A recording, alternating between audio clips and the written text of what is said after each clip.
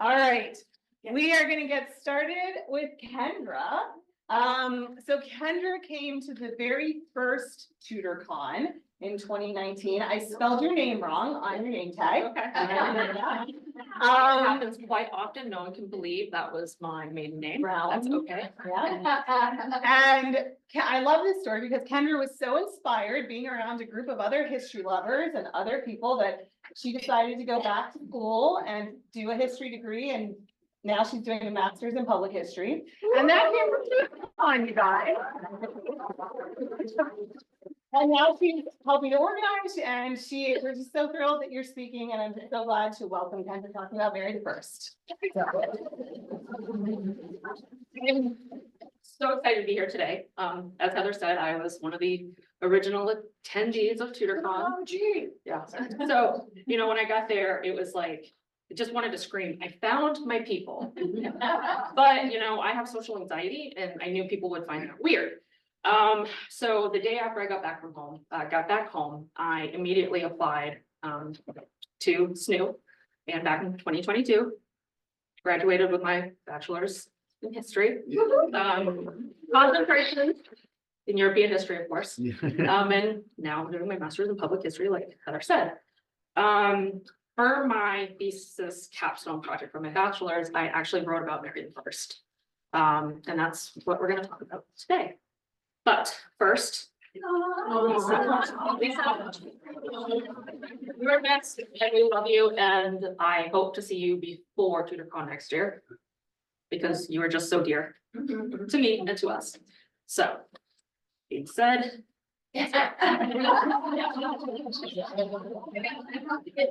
So.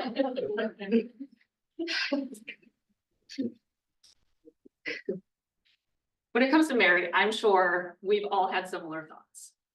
Poor, sad Mary. She could never catch a break. Like her or not, I think we can all agree she didn't have the greatest life. Here is this woman who was born a princess, yet went through hell and back on the whims of a man. She became the first regnant queen crowned in England in spite of the same man, her father. We know the story, proclaimed a bastard and abused by the same man who had once called her his pearl.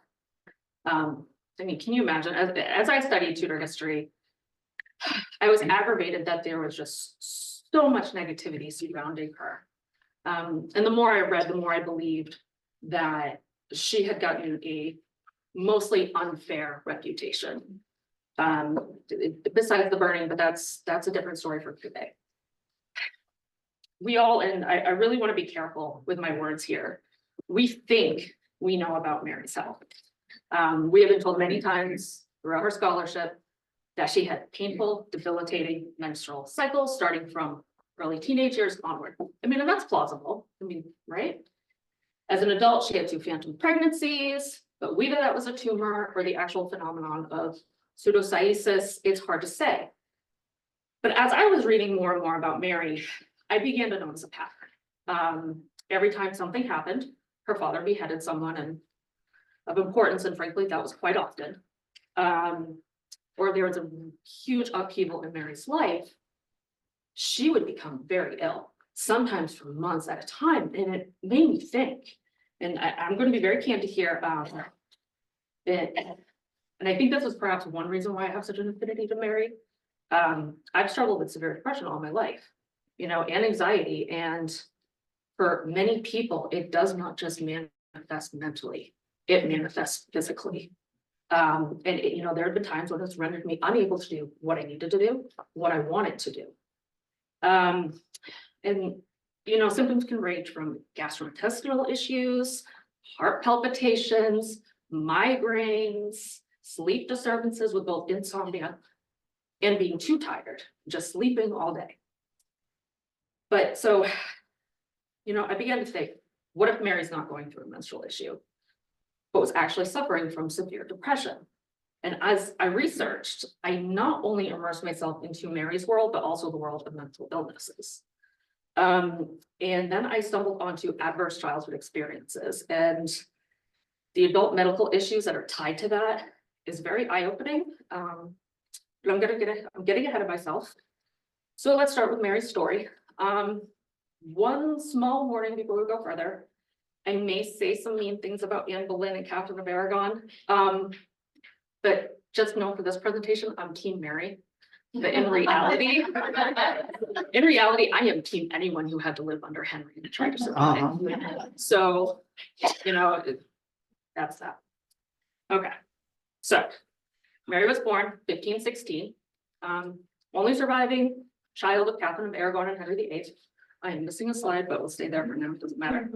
Her lineage was quite impressive. You know, she was the daughter of Catherine of Aragon, Henry VIII, granddaughter Isabella Castile, Ferdinand of Aragon, Henry VII, Elizabeth of York. I mean, her cousin Charles, King of Spain, Holy Roman Empire. I mean, this girl had connections. I mean, she was, oof. Anyway, so her cousin Charles in Spain. Sorry, I'm skipping ahead. When she was 6, she was sent to Ludlow Castle in Wales. Now, this is typically where the Prince of Wales is sent. Now, Henry never declared her his heir at this point. But this did not stop ambassadors or the people around Ludlow Castle from calling her the Princess of Wales. So, you know, here's this princess being treated like the Princess of Wales. And Mary was actually very close to both of her parents. There are many letters that were written back and forth. She visited court more often than typical heirs that are sent to this castle did at the time, which is kind of unusual for the time. I mean, it just goes to show that she was very loved by both of her parents. In charge of her care was Lady Margaret Pole, who was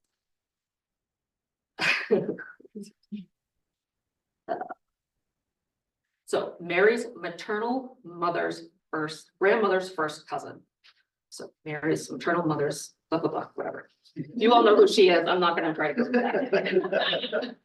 But, you know, we'll remember that name for later. So she was with Mary during her formative years. I mean, many historians have actually said that Margaret Pole was more of what we would consider a mother nowadays to her than Catherine was.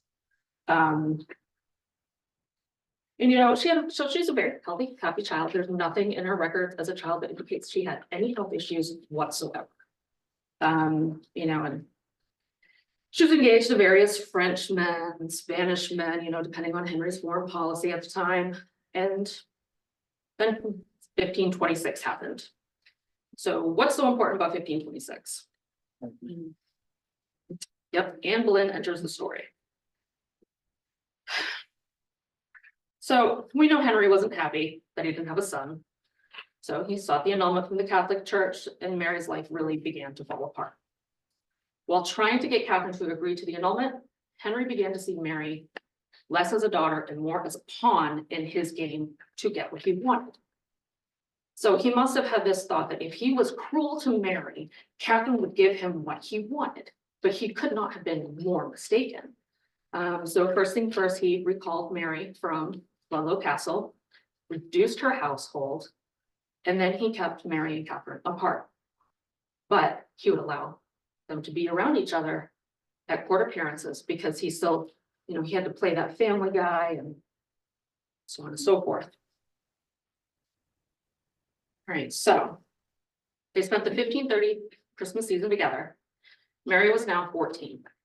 Very impressionable time for any young woman. I mean, can you imagine how confused she was? Here she has gone to having parents who were seemingly very in love with one another to being kept apart from her mother. In 1531, Mary was allowed to spend a week or so in the company of her mother. Unbeknownst to them both, this would be the last time they saw one another. Within weeks of their separation, Mary became ill. Now, much of the information that we have about Mary's health comes from ambassadors. A lot of it comes from Eustace Chapuis, the ambassador to Charles V's court. You remember, Catherine's nephew, Mary's cousin, and he was the Holy Roman Emperor. I just had to put it in from the Tudors because I loved Chapuis' character in that show. And her, it was just so good. Anyways, so Chapuis' dispatch. He reported that for 8 days, Mary had suffered from severe stomach pains and could not keep anything down. He reports that the physician believes she will recover. Now, could this have been the beginning of her menstrual cycle? It's possible. The bishop please reports that she has still not recovered 2 weeks later.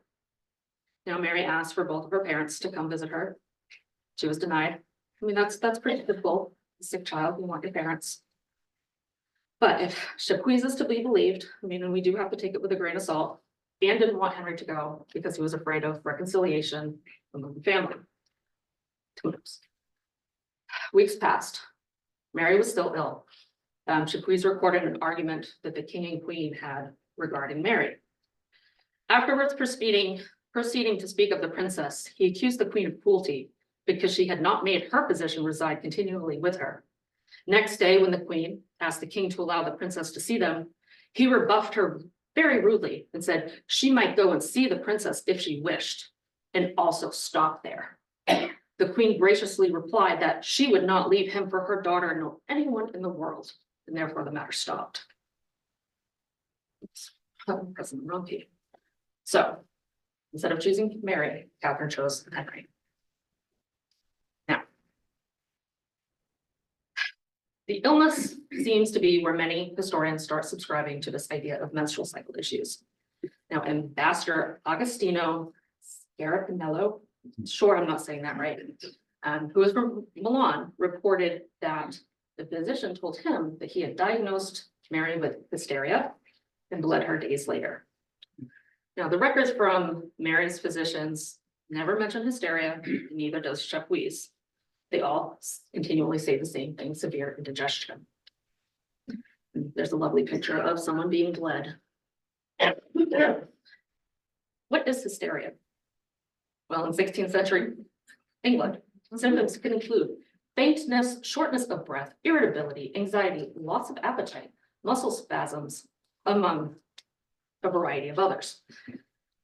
Basically, any physical malady a woman had that could not be explained was diagnosed as hysteria. And the cause? The wandering womb. Yep. They believe that the uterus was just wandering around the body, blocking passages and obstructing breathing. Totally makes sense. And believe it or not, they believe this almost towards like into the 19th century. It's, if you look into hysteria, it's disturbing on so many levels. So 1533. Oops, where's my words? Oh no.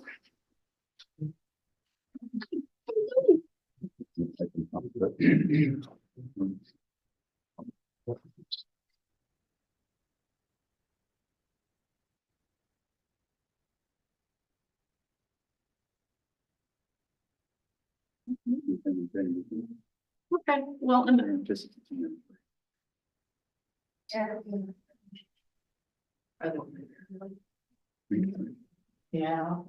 Okay, no worries. Okay, No worries. we'll We'll look at one of the best portrayals of Angela.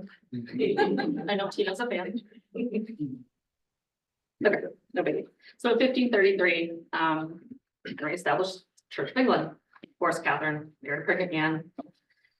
And now it all depended on the child being born. With a son, Mary might be okay. You know, she'd probably be considered maybe a legitimate child born out of good faith. But on September 7th, 1533, Anne had a girl. Within days, Mary faced a blow. She received a letter from her father informing her that she was now to be known as Lady Mary. She would no longer be allowed to go by princess anymore. It was considered illegitimate. Now, in the span of 5 years, Mary had gone from the assumed position of Princess of Wales to an illegitimate daughter of a king. Now, Mary refused to renounce her title. She knew herself to be the true Princess of England. Mary's possessions, jewels, whatnot, were taken away. Anything that was not fit for Elizabeth were sent to the jewel house. 2 months after Elizabeth's birth, Mary's attendants were dismissed, and she was to move to Hatfield House, the household of her new sister. Now, it was Lord Norfolk, I'm probably saying that wrong, Anne's uncle, who informed Mary of this change in her living arrangements. And to make matters even worse, her governess was dismissed. Lady Salisbury, Margaret Pole, who had been, Mary's surrogate mother, was now gone. The blows just kept coming for Mary. So Hatfield House. So Mary was relegated to the position of servant to her sister Elizabeth. Now the house was overseen by Anne Boleyn's aunt, Lady Shelton. And although there were many rumors at the English court of poor treatment, Lady Shelton actually proclaimed that Mary deserved honor and good treatment for her goodness and virtues.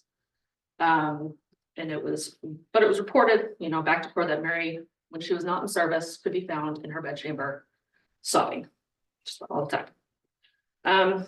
Henry, of course, didn't care and bragged at court one day that he would soon find the means of humiliating and subduing her temper. That Christmas of 1533, she was not allowed at court. And for the first time in her life, Henry had not sent her a gift. And a few weeks later, when she asked for new clothing, she was ignored. Now, meanwhile, Catherine, whom Mary had not seen since 1531, was moved to a decrepit house, her staff dismissed. Henry was certainly trying to break his family spirits, well, former wife's spirits. So Henry visited Hatfield House actually in January of 1534, see Elizabeth. Mary was ordered to stay in her room. She did have visitors though, Lord Cromwell in Norfolk went to her room to order her to stop using the title of princess. She refused. That was that. So 1534. It's not there again. That's okay. That's okay. So the Act of Secession, that's the actual 1534 Act of Secession, became law in England. Henry's marriage to Anne Boleyn was valid. That was number one. The children he had with her were legitimate. Mary was removed from the line of succession. It required all subjects to take an oath to the Church of England and Henry. And it made the refusal to take the oath treason. This was not good for Mary at all. Her position became even more tenuous when Rome finally declared Henry and Catherine's marriage valid, out of nowhere. And I'm sure that did nothing to ease Henry's attitude towards Catherine or Mary. The first person close to Mary to be brought in on suspicion of treason was the wife of Mary's chamberlain. Her crime, she may have called Mary princess. At this point, in 1534, Mary became very seriously ill. It was so severe that Dr. Butts, Henry's personal physician, was sent to her in the beginning. And in his report, he stated, "I came to the Lady Mary this day at 7 o'clock, whom I find in a mean state of health, but the beginning of her old disease. As I can learn, comes of two things, that is being diseased in her head and her stomach." Old disease. I mean, he is obviously referring to something that happened to her before. So just remember old disease for later. Okay. Still no better. Dr. Butts visited, reported to the king that he was, according to Chapuis, of the opinion that the princess' illness was caused by distress and sorrow, which at this moment could be very easily cured if she was put in some place where she could take pleasure and exercise. Otherwise, remaining where she was, she would be in great danger of her life. Now, Henry did not like this diagnosis. Over the next few weeks, he ignored Mary, as did Catherine. While still ill, Henry arrested Bishop Fisher, Moore, and executed them both. And even after proof of what Henry was willing to do, Catherine refused to capitulate, further placing her daughter Mary in harm's way. Okay, and I think that one's going to be blank too. It's okay. Nope, 1536. So I think we all know this year in Tudor history, there was this blank. That's okay. So, Tudor history, 1536, January 7th, Catherine of Aragon, Mary's mother, died. Now, they never saw each other after that 1531 visit, as I said. But they did exchange letters when they could, typically via Chapuis. Henry was horrible after Catherine's death. It really bothers me because he knew this woman since he was 10 years old. They'd suffered losses of children together. But I guess it just goes to show that Henry's really only interested in Henry. nobody else. So not only was Lady Shelton the one to have to break the news to Mary regarding her mother's death, anything that Catherine had left to Mary in her will would only become Mary if she gave in to Henry. You know, denounce the role, denounce your title, and then you can get the things that belong to your mother. May 19th, Henry executed Anne on very trumped up charges of treason. We all know the real reason he didn't get what he wanted, a boy. Well, I'm sure Mary did not cry many tears over against that. The fact that Henry was now willing to execute his wives made her position very, very fraught. Well, Henry was single and ready to mingle for about 24 hours. It wasn't a long engagement, 10 days. No, he wasn't getting any younger. Mary thought that now that Anne was gone, maybe she could gain forgiveness from her father. She wrote letter after letter begging for forgiveness, issuing congratulations for his new wife, Jane, hoping that they're able to conceive a son very, very soon. I mean, Cromwell helped her draft a letter. I mean, it was crazy. Finally, Henry responded in the most Henry way possible. He sent the Duke of Norfolk, again.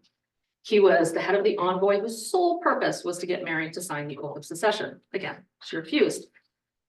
And supposedly he told her on that since she was so unnatural as to oppose the king's will so obstinately that they could scarcely believe she was his bastard.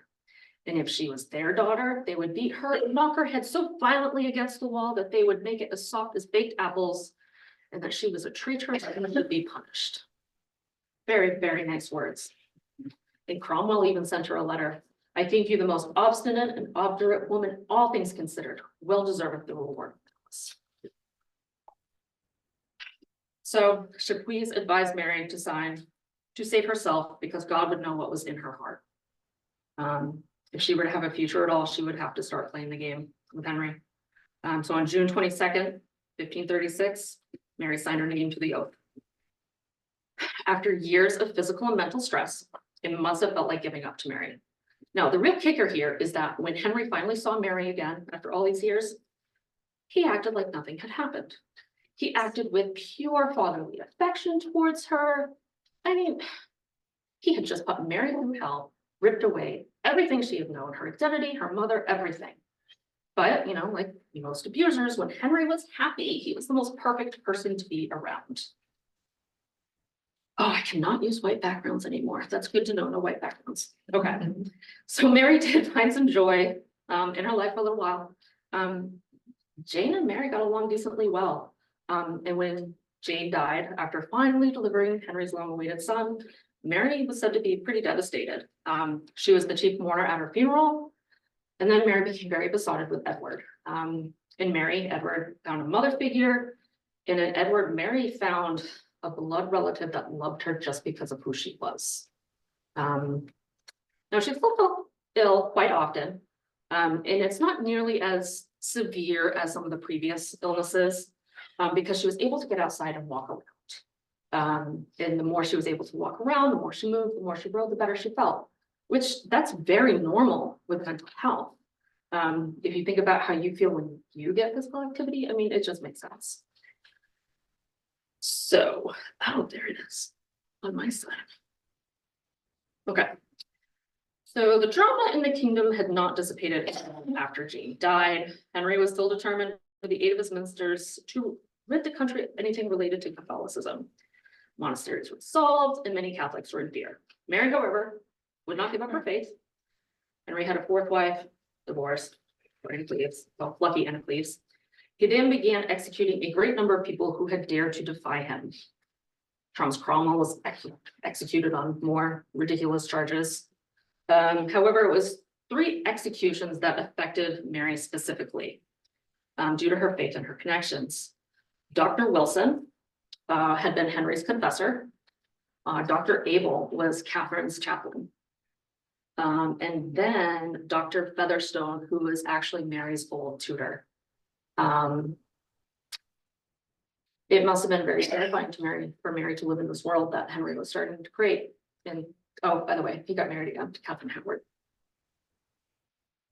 So May 27th, 1541, Henry executed Lady Margaret Pole. I think we all know that horrific story of the botched execution, but she was the one who had raised Mary. It was just done to send a message. Now she does get ill, Mary. The records are a little spotty, and they don't go into great detail regarding what she was suffering from. But based on her history, I think it's safe to say she was probably suffering from that old guest or her old disease. So seems that once Henry got a taste for executions, he didn't stop. Poor Catherine Howard was executed. Now there was no love lost between Mary and Catherine. They did not like each other. But still, you know, it's an execution of another person's close to court. Alongside her was the Lady Jane Rochford, Anne Boleyn's sister-in-law. And actually Lady Jane and Mary were actually quite familiar with one another. You know, they were seen at court, you know, talking, hanging out, whatever. So these executions set into motion one of Mary's worst illnesses. By March, she was suffering from really rampant heart palpitations. She had a consistent low-grade fever. The French ambassador, Marillac, actually reported that she lay for days, as if she was dead due to her catatonic state. By the end of April, Chapuis was writing to Charles and Mary of Hungary as well, stating that Mary was still severely ill and giving great cause for concern for seemingly everybody. Again, I think the repeated stress of the executions of those that Mary loved, combined with the executions that fell out of Henry's favor, you know, combined with everything else and remembering everything else, I think it's hard to characterize it as any trauma. So Henry's tyranny was becoming too much for Mary's psyche, and no one was safe in his court. All right. So Ambassador Marillac, I'm probably butchering that name, but anyways. So he was the French ambassador, and he had informants within Mary's house. Henry was still using Mary as a bargaining chip. I mean, Caroline kind of touched on all these marriage bargaining chips. I mean, he tried to use Mary all her life, bargaining chip for marriage. And right now, current thinking was that Mary would marry the current Duke of Orleans, which was Henry II of France's younger brother. So Catherine de Medici's brother-in-law. And King Francis needed to know everything there was to know about Mary. So the informants were very thorough in their description of Mary's symptoms. They stated that she was often in a state of melancholy, but typically would soon recover after being in the presence of her father. Interestingly enough, her illnesses did not seem to follow any set pattern. She was often sick in fall and spring, not necessarily the winter. Not that that didn't happen. But again, they kept labeling her as having constant melancholia. A very interesting remark that they made, the same informant, who was a chamberwoman, told Marillac that there was no known impediments to Mary being able to bear children. But as we know, nothing became of that marriage. All right. So 1547, Henry died.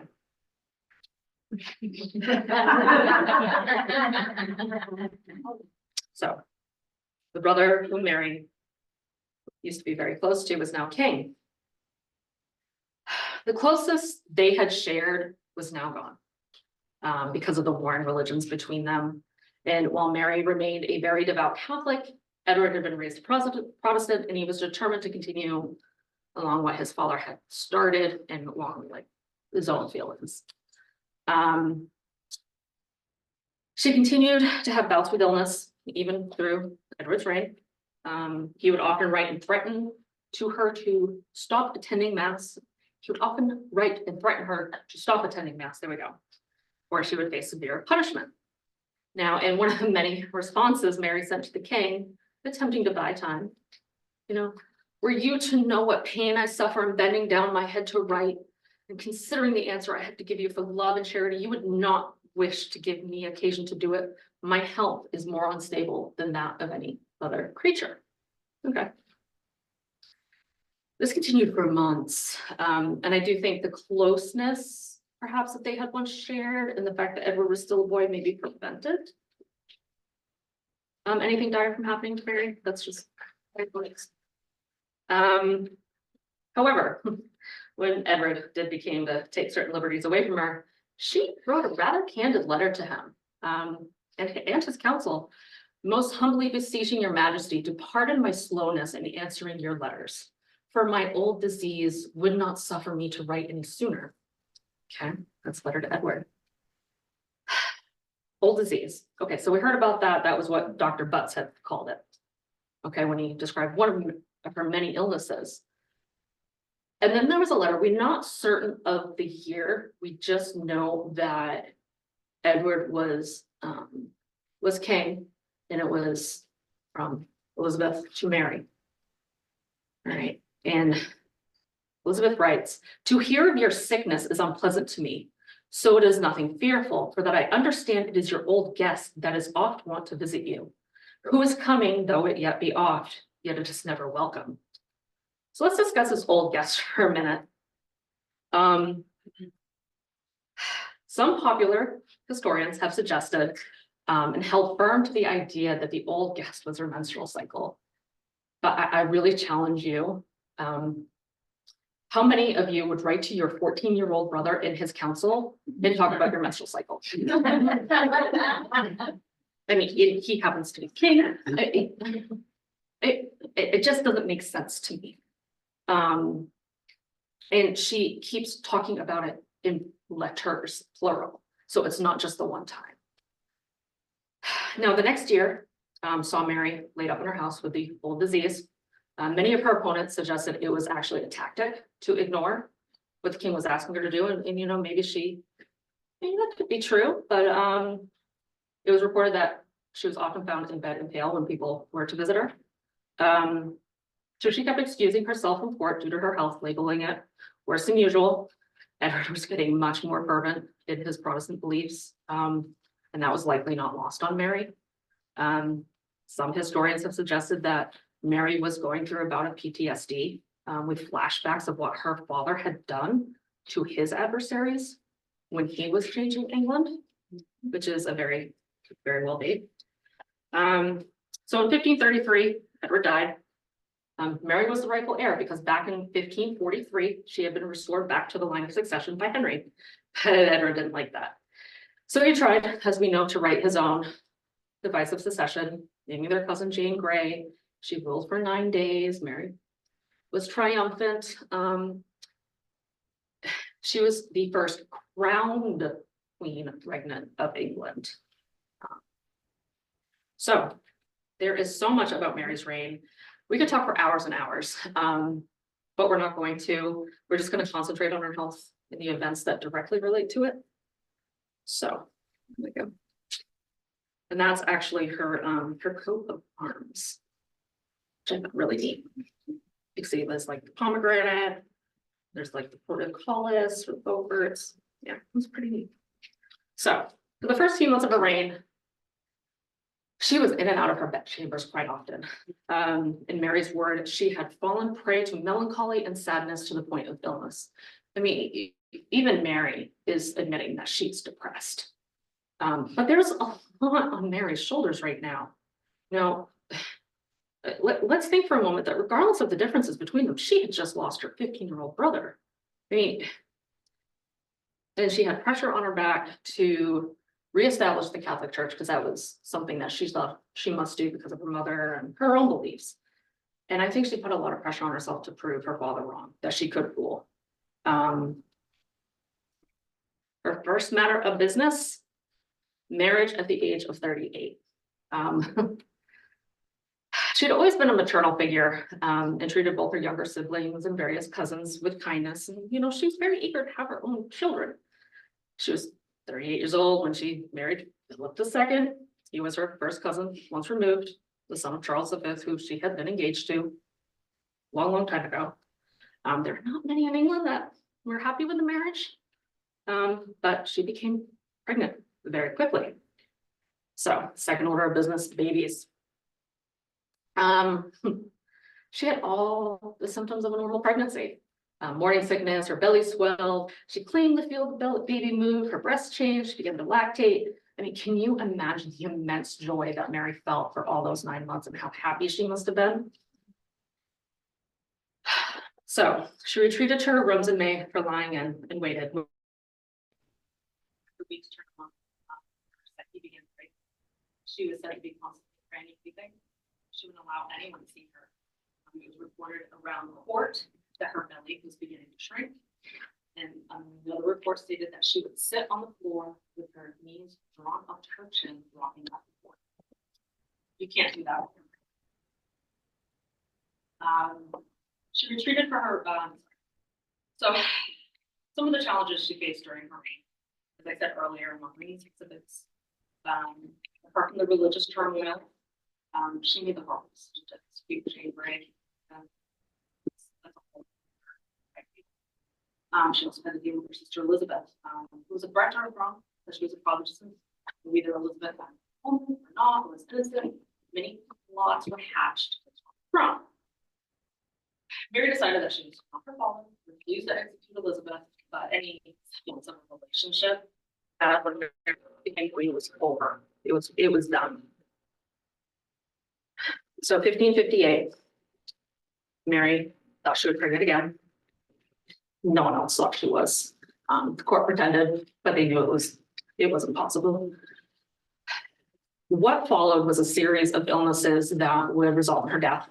She began to have vision problems, vicious headaches.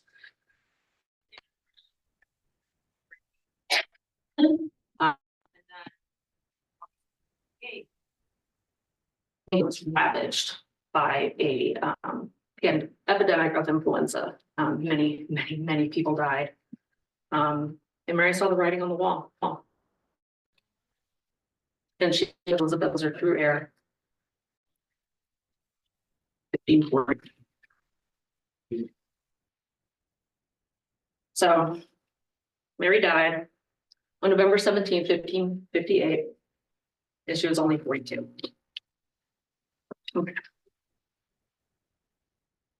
Now we have to remember that much of what we know about Mary's illness are from the dispatches of ambassadors and various letters that have been preserved. And it's likely we only have a small understanding to the depth of her suffering, both physically and psychologically. So the research into mental health and illnesses led me to something called ACEs, or adverse childhood experiences. Now they've been labeled by, there we go, the CDC as potentially traumatic events that occur in childhood.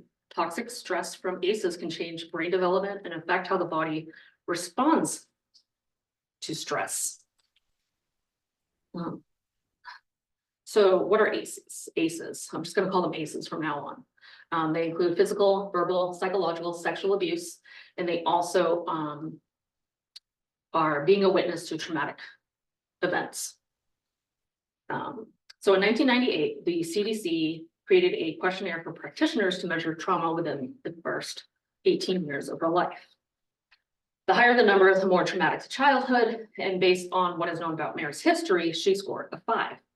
Now, some of these were altered the questions to fit into the time period, and I did pass the questionnaire around to a peer, and we talked about it. And I asked them to score Mary as well, and we both scored the same way. So here is the questionnaire. So the first one is humiliation by parent of an adult, by parent or adult of household and being afraid of physical harm. Yes, humiliated repeatedly by her father and his minions, forced to become a servant in the household of her baby sister, no longer allowed to be treated as a princess, and that is just the tip of the iceberg, really. People were being executed for refusal to submit to Henry's will, and she was likely terrified. All right, number 4. Did the individual feel loved or supported by other members of the family? Now, going from being the beloved daughter to being treated with disdain and derision by her father was a big blow for Mary. I do have to blame Catherine a little bit for Mary likely choosing yes as well, because while Catherine certainly discussed her love of Mary in the letters, she advised Mary to continually defy her father. Was Catherine thinking of only herself when she constantly refused to declare her marriage invalid? She didn't seem to be thinking of her daughter very much. Physical needs. Food, clothes, protection, and proper medical care. Catherine and Henry were constantly arguing and often overlooked what Mary needed. Think back to that illness when Mary asked for her parents to visit. Henry refused, and Catherine was too afraid to leave Henry. Other times when the diagnosis was not favorable to Henry, he refused medical care. And records do show that while she was at Hatfield House, she was very well fed, but her need for clothing often went unanswered. Parental separation and divorce, oh boy. Well, Catherine left Henry's household in 1531. Mary never saw her again. There has been some speculation that she came to see Mary in 1535, but that's still very tenuous right now, and many agree it probably didn't happen, and it just doesn't match Henry's temperament in that year. It just doesn't make sense. So there's that. So were household members sent to prison? This one is trickier. So Anne Boleyn was arrested and executed in 1536 when Mary was 20. So she's outside the age for the questionnaire, but when we think of household in that time, that includes anyone Mary would have been surrounded by. I mean, being written in, the 90s, it's gonna be, mother, father, brother, sisters, cousins, that sort of thing. But back then it was servants, it was courtiers, it was anyone that was around you. So what sort of impact did the fall of Wolsey have on Mary? And while Catherine was not officially arrested, she was certainly treated as a prisoner and placed under house arrest. So me and my peer gave her a 5. So scored a 5 out of 10. So what does that mean?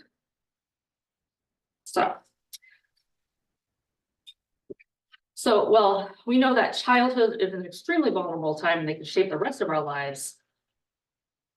ACEs in the family environment may shape exposure to direct and indirect health risks, including the disruption of neuroendocrine and immune functioning due to chronic arousal of the body's physiological response to stress. Now, I just want to note that this is a study that has been done since the late 60s. So there's a lot of good backing for this information. So the neuroendocrine system, that's really what's in charge of your blood pressure, your heart rate, digestive enzymes, and the amount of sugar in your blood.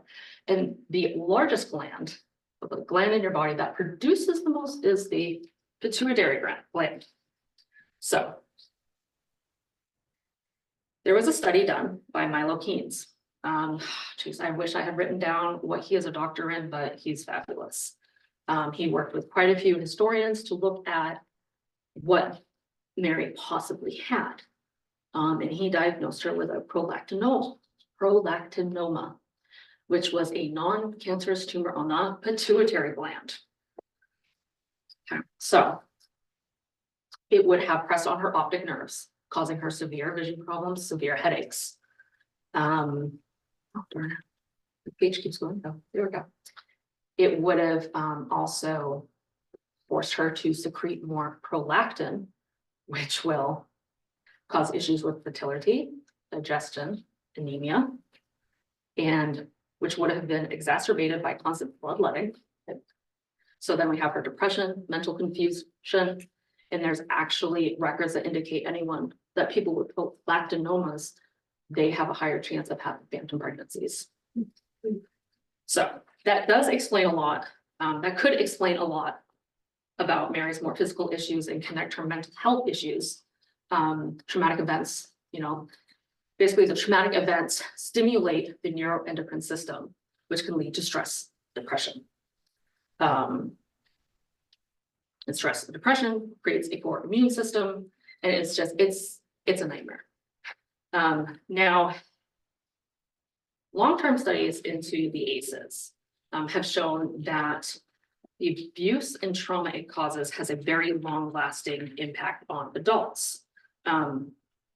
So the other two types of abuse, sexual abuse and physical abuse, and their impact are not very relevant to Mary that we know of.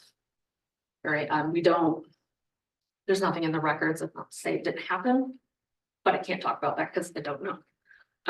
But what the experts have seen is that the psychological and emotional abuse that children have suffered, the adults tend to have longer lasting problems with their health and their mental health than others.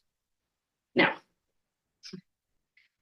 it might seem like, oh, slam dunk on some of these, but it's not easy to diagnose someone 500 years after they're dead. There was a peer of Mary's that did suffer from a phantom pregnancy, Lady Lyle, and she didn't appear to have any symptoms similar to Mary at all. I read that there's been suggestions that Anne Boleyn could have suffered from a phantom pregnancy. You know, back in the, all those centuries, women were under so much stress to produce children, especially boys. And for Mary, it wasn't just producing children, it was producing a son, it was producing an heir. I mean, she very well could have been suffering from the psychological phenomenon of pseudocyesis, but oh my goodness, prolactin also makes you secrete milk. Thank you, I missed that. Let's go back. So the hypersecretion of prolactin actually stimulates breast growth and makes you lactate. Prolactin, there we go. Okay, there we go. So I think people have gotten stuck in this way of thinking that anything to do with pregnancy or phantom pregnancies must be menstrual or reproductive. Again, we have this one mention of hysteria. That's it. That is it for mentions in the records that I could find or had access to. And hysteria was such a misogynistic term for anything related to female issues. I mean, there wasn't a lot known about the male body back then, but there was even less known about the female body. I mean, I'm not ruling out the theory of PCOS or endometriosis or some kind of gynecological cancer, but in my unprofessional, non-medical opinion, I just don't see it.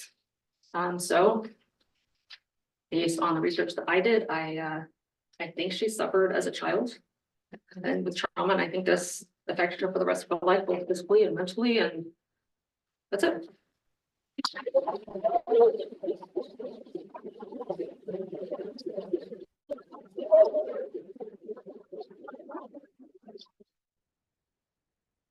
Questions? Questions for Kendra? Yeah. She said just one bout of hysteria. Yep, that was the only mention that I could find. When you were reading through that, it sounded like, to me, panic attacks. And- Very well. And if you have a severe panic attack, that can last for extended periods of time. Yeah, I mean, the further you go, I started doing research into hysteria. The further you go, it does change and it becomes more psychological. For instance, women in the 19th century, especially in England, who were said to have hysteria were most likely suffering from postpartum depression or postpartum psychosis. That was the big one. I mean, hysteria was only taken out of the official the DSM book in the 1980s. Wow. I mean, that was still a label. I mean, it like I said, it had gotten more psychological, but you know, as time goes on, we know more. You know, PTSD surely existed in the 16th century. It just went by a different name. You know, I know a lot of people have issues with diagnosing people from 500 years ago, but I think it really can explain a lot about their behavior, how they acted, decisions that were made. And I think it's important for us now to consider that as we, you know, analyze and talk about people like Mary the First or Juana the Mad, which I hate, but yes. Just someone online Yeah. suggested maybe allergies might not have been the cause, but just exacerbated things with the fall and the Okay. spring. Oh, yeah, absolutely. Absolutely. I mean, there was definitely talk of that, but there's been a lot of talk about maybe she had seasonal affective disorder. Which, I mean, could be, like I said, I mean, the records are quite spotty. But the patterns that everyone else recognized did not seem to be in wintertime. Yeah. Just in my research with Elizabeth first, she suffered from many of these things. Yeah. So, Seems usually with the first. Yeah. we're all, Seem to Yeah, suffer from exactly. a lot of the Um, same stuff. I did leave out a lot of the research that I did into the ACEs. Because this is more about Mary rather than that, but it's fascinating. The more I read about it, the more I'm like, oh my gosh, this is just explains so many people I know. Yeah. Is there any evidence of eating disorder? Some sort of evidence of eating disorders. Not that I've found. Like I said, there are records with her being considered thin or slight. But the other records show that she was, especially when she was at Hatfield house, when she was probably at her lowest of low, the records were like, this food is for Mary, this food is for Mary. So whether she was eating it or not, I mean, that's something I can't answer. I mean, it's possible. I mean, anything's possible. Tina. interesting that your last line there was she was a survivor. She certainly was. She rallied the troops to, when she became queen, she made a great speech Yeah, during the rebellion. yeah. I'm also curious how you think that her illness affected some of her personality traits, some of that obstinacy. I mean, do you have any theory? Questions about whether the illness, how it demonstrated in her personality. Could have just inherited that. I know she was ruin some, but some of the time she was defiant and the temper came out. You know, I look at Mary sometimes, and especially with how, like, her melancholia, and I look at myself, and sometimes I just, after I come out of it, I'm so eager to get back to it, and I want to get it done, and I am full of energy to do it. I mean, and that's very possible. I mean, she didn't start really the executions until after her first pregnancy, her first phantom pregnancy. I mean, that's something a lot of people don't talk about. What if she was in such a state of religious fervor? She's like, okay, if I do this, maybe God will grant me this pregnancy. I mean, it's just, or psychosis, exactly. I mean, Jonathan, you said people online? Yeah. Yeah. Oh, did you have a question? Yeah, if you don't mind, Yeah, you yeah. had mentioned that when Jane Seymour passed away, she was the chief mourner. Yep. Could you expand on that? What does that exactly mean? Is, They were talking about how. yeah, she's highest chief ranking mourner. or kind of in charge of making sure that everything is where it should be. Is that? I think they carry like Yeah. they help with carrying the relics and stuff that are Yeah. behind them. They're like the person that's like right there in Yeah, charge of. Henry wouldn't have been at the funeral, so she was the kind of a spokesperson in a way for the higher beings that couldn't attend because of. And like, she kind of helps not direct the service, Yeah. but make sure that everything. I mean, Jane was very helpful in trying to glue that relationship between Henry and her back together. And then someone asked if there was any more explanation about her swollen belly. Oh. I knew this would come. Her effigy on her tomb. A lot of people think that it is proof that she had a tumor in that section.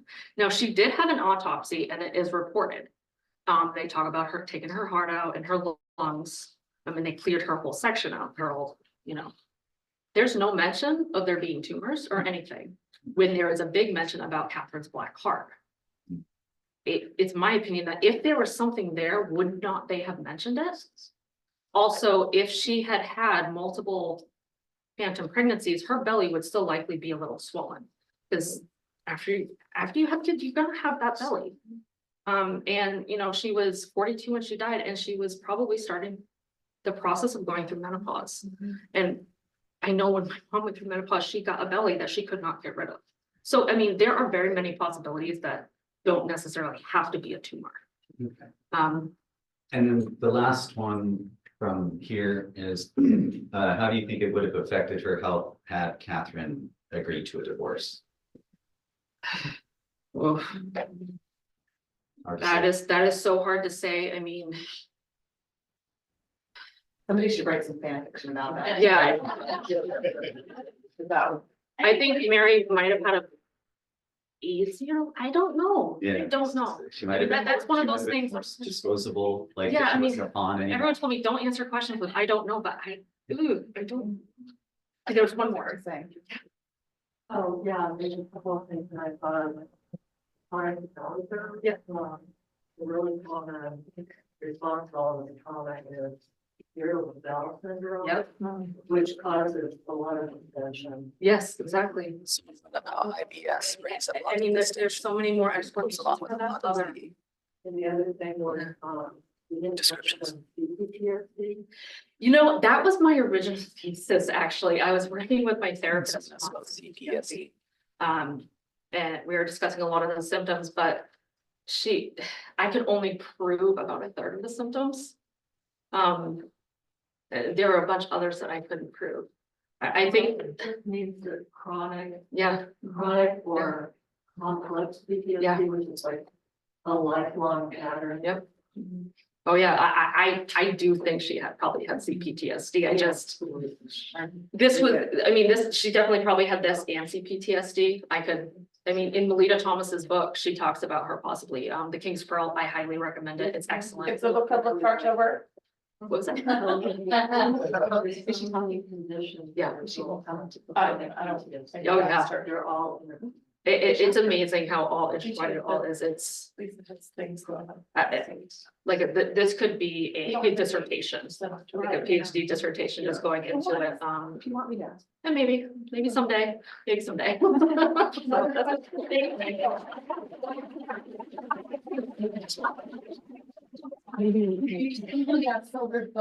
Oh, yeah, The October book club book is The King's Pearl by Melita Thomas. yeah, it's really good. That's It why there really- was the shameless plug. Yeah.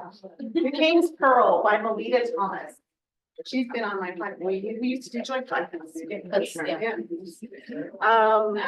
Okay, thank you. And let's just do a 2-minute, because this will be the last talk coming up, Janet, in her normal time slot.